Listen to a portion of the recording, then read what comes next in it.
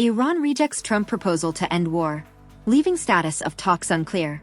Tehran has rejected a 15-point ceasefire proposal by the Trump administration aimed at ending the Iran war, according to state media reports, as Israel continues to target senior Iranian leaders for assassination. Israeli Defense Minister Israel Katz said Thursday that Iran's top naval commander, Alireza Tangsiri, was killed in an overnight airstrike, casting it as an effort to support the United States' push to reopen the Strait of Hormuz to maritime traffic. The status of talks between the United States and Iran is unclear. Iran's reported rejection of the U.S. proposal does not appear to suggest a total breakdown in negotiations. Tehran did not comment immediately on the Tangsiri strike, which it has not confirmed, and did not say if it had offered Washington a counterproposal. Iran has previously offered its own terms for ending the conflict that include a demand that the United States and Israel pay compensation for war damage and recognize Iran's sovereignty over the Strait of Hormuz. The Iranian response on Thursday comes the day after the U.S. proposal was passed to Iran through intermediaries. President Donald Trump began exploring the possibility of a negotiated end to the conflict in Iran on Monday after setting a 5-day window for progress, set to expire Friday evening in the U.S. The U.S. made no initial public response to the Iranian rejection. In a post Thursday morning on his Truth Social platform, Trump called Iranian negotiators strange and said, "They are begging us to make a deal." At a televised cabinet meeting later Thursday, U.S. Envoy Steve Witkoff confirmed transmission earlier this week of the 15-point plan through Pakistan and said it had resulted in strong and positive messaging and talks. "We will see where things lead," Witkoff said. "And if we can convince Iran that this is the inflection point with no good alternatives for them other than more death and destruction, we have strong signs that an agreement is a possibility," he said.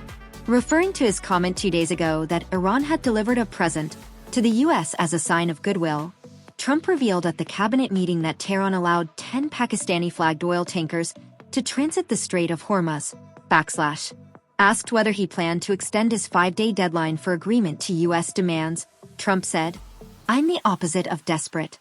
I don't care. We have other targets we want to hit before we leave."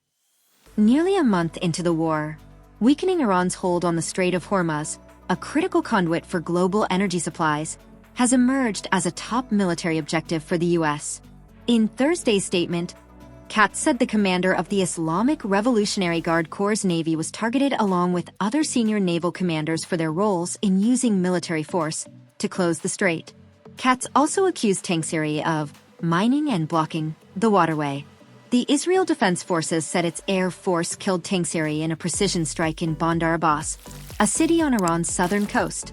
It was not clear whether it would weaken Iran's ability to block the strait, through which roughly 15% of the world's oil and 20% of its liquefied natural gas passes. Pakistani Foreign Minister Ishaq Dar said Islamabad was acting as an intermediary for indirect talks. In this context, the United States has shared 15 points being deliberated upon by Iran, Dar said Thursday. Iranian Foreign Minister Abbas Araghchi confirmed Thursday that Tehran and Washington were exchanging messages through intermediaries, but said he did not consider that a negotiation, according to Iranian state news agency IRNA. In a separate post, Trump lashed out at NATO countries for refusing to join the U.S. and Israel's joint military offensive, in his latest expression of frustration after European leaders and other allies rebuffed his calls to help secure the strait. "NATO allies have done absolutely nothing," he said. "European leaders are reluctant to join a war they did not initiate and are still reeling from Trump's efforts earlier this year to wrest Greenland from Denmark's control." On Thursday, The Washington Post reported that defense officials were considering plans to divert U.S. weapons for Ukraine to the Middle East, a further signal of the widening rift between Europe and Washington. Tehran's efforts to block maritime traffic through the Strait of Hormuz have caused oil prices to spike and fueled global anxiety over energy prices and supply chains. As recently as Tuesday, a social media account appearing to belong to Tangsiri was warning vessels wishing to transit through the Strait of Hormuz that they required permission from Iranian authorities. The 62-year-old was subjected to sanctions by the U.S. Treasury Department in 2019 in response to his threats to close the Strait of Hormuz. Tangsiri sits atop a structure that is responsible for the sabotage of vessels in the international waters, Treasury officials wrote at the time. In 2023, the department again imposed sanctions against him for his chairmanship of an Iranian arms company that produced drones used by the IRGC. He had also overseen the IRGC's testing of drones and cruise missiles, the department said.